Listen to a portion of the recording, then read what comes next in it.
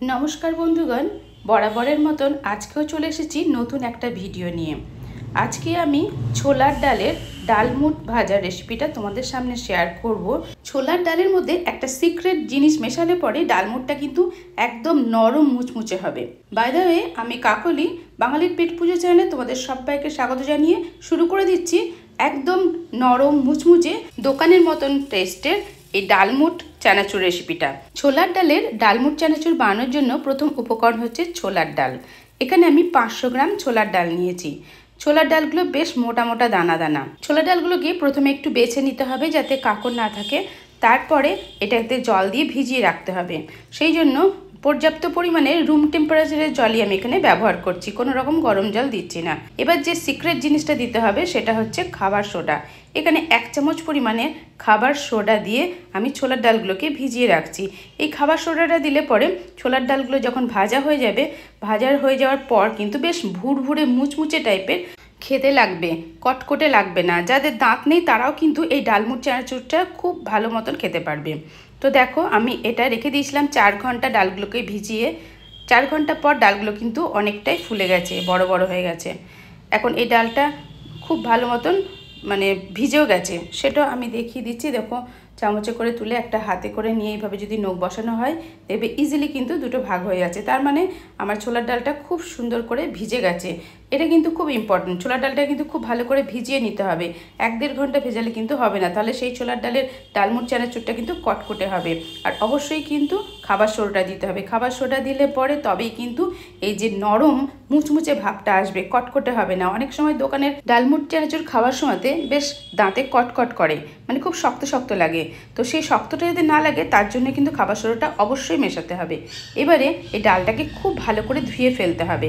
ধুয়ে ফেলতে হবে যতক্ষণ না পরিষ্কার জল বেরোয়। ভালো করে নেড়ে চেড়ে দিয়ে অনেকবার করে এটাকে ধুয়ে একদম পরিষ্কার করে নিতে হবে। আমি এই ভিজিয়ে রাখা ডালগুলোকে 6 বার জল পাল্টে পাল্টে ভালো করে পরিষ্কার করে নিয়েছি। তারপরে এই জলটাকে কিন্তু ছেঁকে জলটাকে ঝরাতে দিতে হবে। জল ঝরিয়ে নিয়েছি, তারপর একটা কাপড়ের ওপরে কিন্তু এগুলোকে ছড়িয়ে দিচ্ছি। ভালো করে ছড়িয়ে দিতে হবে যে ডালের গায়ে যে জলটা লেগে আছে সেটা যেন শুকিয়ে যায়। তার জন্য আমি ফ্যানের তলায় একটা কাপড়ের ওপরে এইভাবে আস্তে আস্তে সমস্ত ডালগুলোকে ছড়িয়ে এরকম করে হাওয়াতে রেখে দেবো কিছুক্ষণের জন্য। মিনিট 5 রাখলেই যথেষ্ট। তো তারপর এগুলোকে তুলে নিতে হবে। তো মিনিট 5 আমি ফ্যানের তলায় রেখে দিয়েছি। এবার এগুলো তুলে নিচ্ছি। এবার এগুলোকে আস্তে আস্তে জড়ো করে করে তুলে নিতে হবে। দেখতেই পাচ্ছ একটুও জল লেগে নাই, সমস্ত জল কিন্তু অ্যাবজর্ব হয়ে গেছে। এবারে আস্তে আস্তে এগুলোকে তুলে নিচ্ছি। দেখো একটু কতটা ঝরঝরে টাইপের লাগছে, এতে কিন্তু একটুও জল নাই। দেখো হাতে নিলাম, মুঠো করছি, ঝরঝর করে পড়ে যাচ্ছে। তার মানে বুঝতে হবে যে ওপরে যে জলটা ছিল সেটা কিন্তু শুকিয়ে গেছে। এই অবস্থায় এবারে আমি এগুলোকে একটা পাত্রে তুলে নেব। দেখো শব্দ শুনে বুঝতে পারছো যে এর গায়ে কোনো জল নেই, শুকনো হয়ে গেছে জলগুলো। এবার আমি এই পাত্রে তুলে নিলাম। তোলার পর চলে যাব নেক্সট স্টেপে। এখানে দেখতে পাচ্ছ আমি বেশ কিছু লাল বাদাম নিয়েছি। লাল বাদামগুলোকে একটু তেলে ফ্রাই করে নেব, কারণ ডালমুট চানাচুরে দেখবে লাল বাদাম ভাজা থাকে। তো লাল বাদামটাকে এবার খুব ভালো করে ভেজে নিতে হবে। এখন গ্যাসের ফ্লেমটাকে মাঝারি টু লো করে করে এই লাল বাদামগুলো ভেজে নিচ্ছি। এখানে আমি বড় সাইজের লাল বাদাম নিয়েছি, তবে লাল বাদামের মধ্যে দুরকম ভাগ আছে। একটা থাকে একটু পিঙ্কিশ ভাব আর একটা থাকে টকটকে লাল। এই বাদামগুলো কিন্তু খুব টকটকে লাল। এই বাদামগুলো খেতে কিন্তু খুব মিষ্টি হয়। এই বাদামগুলোকে খুব ভালো করে ভেজে নিতে হবে গ্যাসের ফ্লেমকে লো টু মিডিয়াম করে। বাদামগুলো তেলের মধ্যে দেওয়ার পর দেখবে ফটফট করে বাদামগুলো ফাটতে থাকে। যখন ফটফট করে ফাটতে ফাটতে বাদাম ফাটার শব্দটা আর পাওয়া যায় না, তখনই বুঝবে যে বাদামগুলো ঠিকঠাক মতন ভাজা হয়ে গেছে। তারপর তেল থেকে তেল ঝরিয়ে বাদামগুলোকে তুলে নিতে হবে। এবারে যে ডালমুটগুলোকে আমি একটু শুকিয়ে নিলাম, সেই ডালমুটগুলোকে এবার আমি তেলে ভালো করে ভেজে নেব। তবে ডালমুট ভাজার সময় আমি গ্যাসের ফ্লেমটাকে একটু হাই করে দিয়েছিলাম। ডালমুটগুলো যখন তেলে দিয়ে দিলাম, তারপরে গ্যাসের ফ্লেমকে মিডিয়াম টু লো করে করে কিন্তু ভাজতে হবে, তা না হলে কিন্তু পুড়ে যাবে। তো আস্তে আস্তে নেড়ে চেড়ে আমি এই ডালমুটগুলোকে ভেজে নিচ্ছি। এই ডালমুটগুলো ভাজতে মোটামুটি 3 থেকে 4 মিনিট সময় লাগবে। তার বেশি কিন্তু ভাজলে এগুলো কিন্তু আরও কটকটে হয়ে যেতে পারে।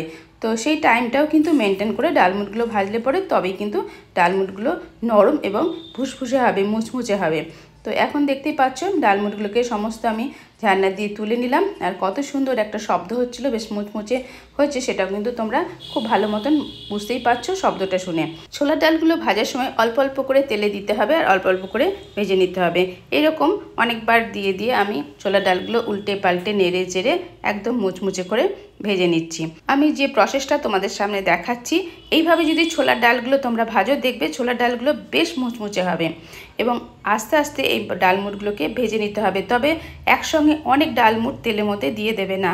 ছোলার ডাল একসঙ্গে অনেক দিয়ে দিলে কিন্তু সেগুলো কটকটে হয়ে যায়। অল্প অল্প করে যেমন ভাজলাম সেরকমভাবে ভেজে নিতে হবে। ডালমুটগুলো আমার কমপ্লিট হয়ে গেছে ভেজে নেওয়া। এবার একটা পাত্রে আমি নিয়ে নিলাম, তার ভেতরে দিয়ে দিলাম ভেজে রাখা বাদাম। বাদামগুলো দিয়ে দেওয়ার পর এবার দিয়ে দিচ্ছি চাট মশলা।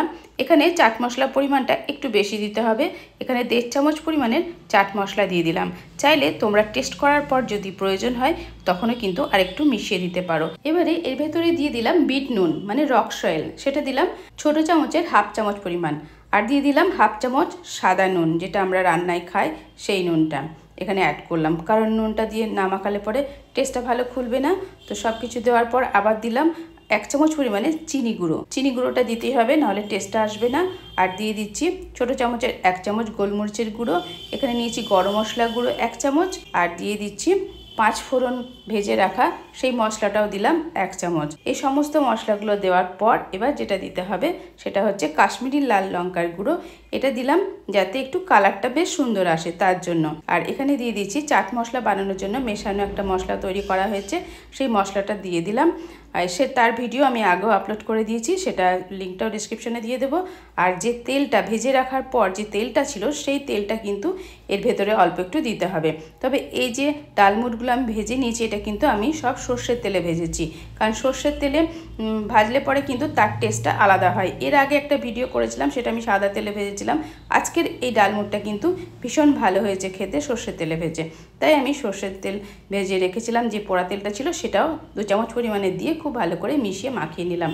এবার দেখতেই পাচ্ছ অল্প মশলায় কিন্তু তোমরা যদি খেতে চাও তাহলে এইভাবে মিশিয়ে নেবে। গরমকালে চায়ের সাথে, বিকেলের আড্ডায়, বর্ষা বৃষ্টির সময় বন্ধুবান্ধব আসলে তাদের পাতে দাও, তারাও কিন্তু খুব খুশি হয়ে এই ডালমুট চানাচুরটা খেতে ভালোবাসবে।